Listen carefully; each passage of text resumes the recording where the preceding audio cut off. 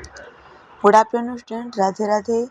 I hope you will be fine. And today we will continue our chapter, the last lesson. So I have made 3 videos about it, and this is your 4th video. And today we will complete this lesson. तो हमने अभी तक जो है 3 videos की upload कर दी हैं और जो है लास्ट वीडियोस की जो है वो आज हम कंप्लीट करने वाले हैं। तो अगर आप लोगों को आवाज़ थोड़ी स्पीड जो है वो कम लग रही हो तो जब आप इसे वॉच करते हैं तो इसको जो है वो 1.5 पे स्पीड करके इसको कवर कर लेना। ओके, सो फ्रांस कह रहा था कि this is the most beautiful, जो एम हैमिल है वो कह रहे थे कि this is the most beautiful language in the world, दुनिया की सबसे ब्यूटीफुल लैंग्वेज है। तो कौन सी लैंग्वेज है? फ्रेंच लैंग्वेज है, दुनिया की सबसे खूबसूरत लैंग्वेज है। The clearest, the most logical, कैसी लैंग्वेज है? बिल्कुल सरल है, क्लियर है और तर्क संगत भी है, लॉजिकल है। That we must guard it among us and never forget it, वो कह रहे हैं कि हमें इस लैंग्वेज को कभी नहीं भूलना चाहिए। Because when a people are enslaved मतलब गुलाम, तो वो कह रहे हैं कि जब लोग गुलाम बन जाते हैं, as long as they hold fast to their language, अगर वो अपनी भाषा को पकड़े रहते हैं, इट इज़ एज, इसी प्रकार है, इफ़ दे हैड टू की टू देयर प्रिजन, कि मान लो किसी जेल की चाबी उनके पास हो। तो एम हैमिल जो है वो कह रहे हैं कि अगर आप अपनी लैंग्वेज को पकड़ कर रखते हैं, भाषा को, तो आप उसी प्रकार हैं जिस प्रकार किसी जेल की चाबी आपके पास हो। Then he open the grammar and read us our lesson, और उन्होंने ग्रामर की किताब खोली और हमारे लेसन को क्या किया? पढ़ा। I was amazed to see how well I understood it. मैं अमेज था, आश्चर्य में था कि मुझे यह लेसन कितनी आसानी से समझ में आ गया। All he said seemed too easy. बिल्कुल सरल लग रहा था। So easy, बहुत ही सरल। I think too that I had never listened so carefully. वो कह रहा है कि मैं सोच रहा हूँ कि इतनी आसानी से तो मैंने इससे पहले कभी नहीं सुना था, समझा था इस लेसन को। And that he had never explained everything with so much patience, और उन्होंने जो है वो उतनी धैर्य के साथ समझाया था हर चीज़ को एम हैमिल ने। It seemed almost as if the poor man wanted to give us all he knew before going away. तो इधर पुअर का मतलब गरीब नहीं है, मतलब पुअर का मतलब है इधर पे कि जो व्यक्ति जो है उसका लास्ट डे है और बेचारे हैं, असहाय हैं, तो उनके लिए वर्ड यूज़ किया गया है। तो वो कह रहे हैं पुअर मैन मतलब एम हैमिल चाहते थे कि वो जो कुछ भी जानते हों लेसन के बारे में, ग्रामर के बारे में, वो सब बच्चों को एक दिन बताकर जाए। मतलब आज जितना उनके पास नॉलेज था, जितना ज्ञान था, वो सभी बच्चों को देना चाहते थे। All into our heads at one stroke, मतलब एक ही बार में, वन स्ट्रोक मतलब एक ही बार में वो सारे ज्ञान को हमारे दिमाग के अंदर डाल देना चाहते थे। आफ्टर द ग्रामर, अब उन्होंने जो है वो ग्रामर का लेसन ले लिया। ग्रामर पढ़ने के बाद after the grammar we had a lesson in writing, अब उनको क्या करना था? राइटिंग करना था, लिखने वाला काम करना था। That day M had a new copies for us, तो फ्रांस जो है वो बता रहा है कि उस दिन जो एम हैमिल थे वो हम सभी के लिए कॉफियाँ लेकर आए थे। Written in a beautiful round hand, France Alsace और अल्सेस, फ्रांस अल्सेसी। और उन कॉपियों पर बहुत सुंदर हैंड राइटिंग में फ्रांस अल्सेसी लिखा हुआ था। They looked like a flag flirting everywhere in the schoolroom, hung from a road at the top of our desks। तो वो जो शब्द जो लिखे हुए थे वो ऐसे लग रहे थे कि जैसे झंडे लहरा रहे हों उनकी डेस्क पर। पूरे क्लासरूम में ऐसे लग रहा था जैसे झंडे लगा दिए गए हों। You ought to have seen how everyone set to work। देख सकते हो कि सभी लोग जो हैं वो कैसे काम कर रहे थे, मतलब सभी लोग अपने काम को बहुत ध्यान से कर रहे थे। And how quite it was, बिल्कुल शांत। जो वहाँ का एटमॉस्फेयर था, वातावरण था, बिल्कुल शांत। The only sound was scratching of the pen over the paper. केवल एक ही आवाज़ आ रही थी, जो बच्चे पेपर पर लिख रहे थे, जो लोग पेपर पर लिख रहे थे, केवल स्क्रैच, पेन को चलाने की आवाज़ जो है वो आ रही थी। वन सम बीटल्स फ्लू इन। तो बीटल मतलब एक भौरा टाइप का वहाँ पर आ गया क्लास में। But nobody paid any attention to them. लेकिन किसी का ध्यान उस पर नहीं गया। Not even the littlest ones. Littlest मतलब सबसे छोटा जो बच्चा था उसने भी उस चीज को नहीं देखा। Who worked right on tracking their fish hooks as if that was French। और जो है शरारती जो बच्चा बैठा हुआ था, सबसे छोटा बच्चा, उसने भी अपने पेन को पकड़ा हुआ था और सीधे क्या कर रहा था, वो भी लिख रहा था जैसे कि दैट वॉज फ्रेंच, कि वो भी फ्रांस का ही हो। On the roof of the pigeons cooked very low. और छत पर पिजन्स मतलब कबूतर जो है वो कुक्ड कर रहे थे बहुत शांति के साथ, वेरी लो बहुत कम आवाज में।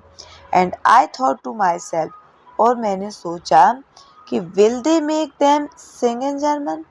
क्या अब वो भी जर्मन भाषा में कूच करेंगे, मतलब बोलेंगे। इवन द पिजन्स, क्या पिजन्स भी, उनको भी प्रेशराइज किया जाएगा, मजबूर किया जाएगा कि वो भी अब जर्मन भाषा में ही बोलें। Whenever I looked up from my writing, I saw Abe Hamel sitting motionless in his chair and gazing first at one thing, then at another। और फिर जो फ्रांज जो है वो कह रहा है कि जब मैंने राइटिंग का वर्क करके देखा तो एम हैमेल जो है वो बिना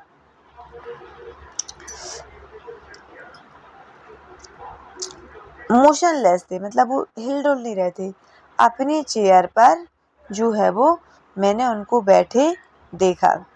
और जो पहली चीज थी that another, if he wanted to fix his mind just how everything looked in that little school room। और वो भी जो है वो मस्तिष्क को, अपने माइंड को फिक्स करना चाहते थे, एक चीज़ को देख रहे थे, दूसरी चीज़ को देख रहे थे। जो रूम था वहाँ पर जो चीज़ें दिख रही थी छोटे से रूम में, उन सभी को वो देख रहे थे। Fancy for 40 years he had been there in the same place। सोचो कि 40 साल से 40 साल से वो व्यक्ति एक ही स्कूल में, एक ही स्थान पर रहा हो। with his garden outside the window and his class in front of him, कि उसका बगीचा बाहर खिड़की में से उन्होंने देखा और in front of him class, बिल्कुल उनकी जो क्लास है बिल्कुल ज्यों की त्यों थी। जो बगीचा वो क्लास में से देख लेते थे खिड़की में से, वो बगीचा और उनकी क्लास जो है वो कैसी थी, एक जैसी थी। वहाँ पर जो है वो कुछ नहीं बदला था। जस्ट लाइक दैट, बिल्कुल ज्यों के त्यों थी। ओनली, केवल क्या बदला था वहाँ पर, only the desk and branches had been born smooth, केवल क्या हो गया था, जो बेंचेस थी, जो डेस्क थी, वो क्या हो गई थी, जो है वो ज़्यादा यूज होने की वजह से घिस गई थी धूल। The walnut tree in the garden were taller, and the hope-vine that he had planted himself twined about the window to the room। तो उसमें जो है वॉलनट, अखरोट का जो पेड़ उन्होंने लगाया था वो बड़ा हो गया था, और जो होप प्लांट मतलब एक बेल थी वो उन्होंने लगाई हुई थी, वो बड़ी हो गई थी। वो कैसी हो गई थी, बड़ी हो गई थी और खिड़की के ऊपर से छत पर पहुंच गई थी। How it must have broken his heart to leave it all, मतलब इन सब चीज़ों को छोड़कर जाना कितना जो है वो हृदय को तोड़ देने वाला था। Poor man, he hears his sister moving about in the room above, above मतलब ऊपर, और वो इंसान सुन रहा था कि उसकी जो बहन है ऊपर, जहाँ वो थे उसके ऊपर वाली रूम में, पैकिंग देयर ट्रंक्स, अपने ट्रंक्स को, अपने बॉक्स को क्या कर रहे थे, पैक कर रहे थे।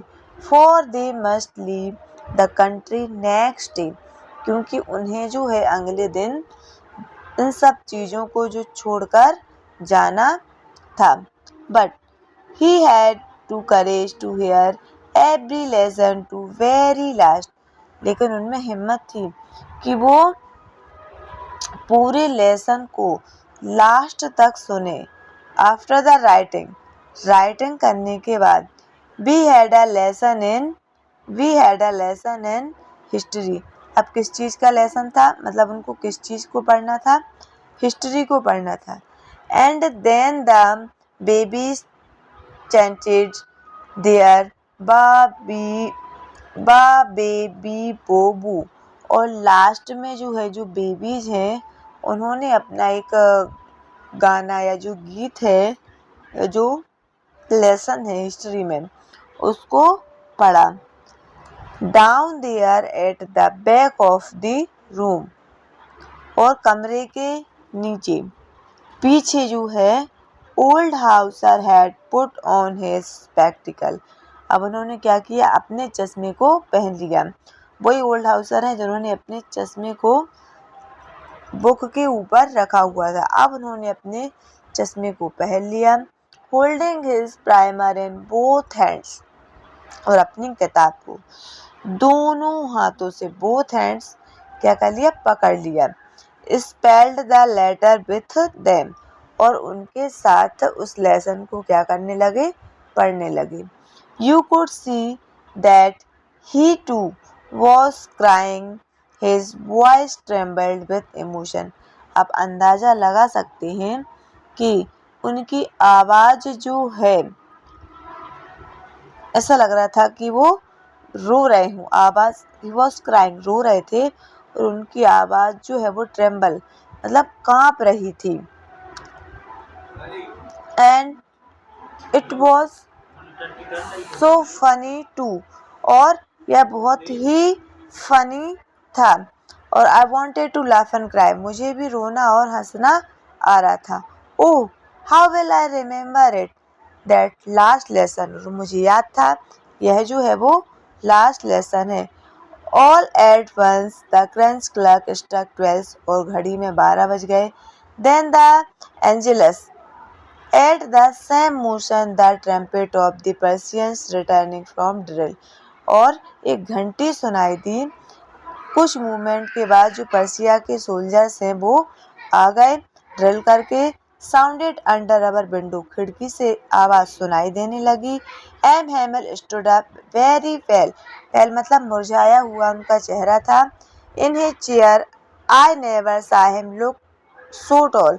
मतलब मैंने कभी उनको ऐसा नहीं देखा था. My friend said he. उन्होंने कहा but something choked him and could not go on. कुछ नहीं बोल पा रहे थे. Then he turned to the blackboard, took a piece of chalk and bearing on with all his might he wrote as large as he could. और वो खड़े हुए ब्लैकबोर्ड की तरफ एक चौक का टुकड़ा उठाया और जितनी बड़े शब्दों में लिख सकते थे उन्होंने लिखा Vive la France. मतलब फ्रांस जिंदाबाद. Then he stood up and leaned his head against the wall. और उन्होंने खड़े हुए और अपने हेड को दीवार से लगा लिया. And without a word he made a gesture to us with his hand. और मतलब बिना शब्द कहे हुए केवल भाव से उन्होंने अपने हाथ से कहा कि school is dismissed, you may go. आप जा सकते हो. क्लास जो है वो आपकी फिनिश हो गई है. So this lesson is completed and अब हम जो है नेक्स्ट लेसन कल लेके आएंगे. Okay, thank you.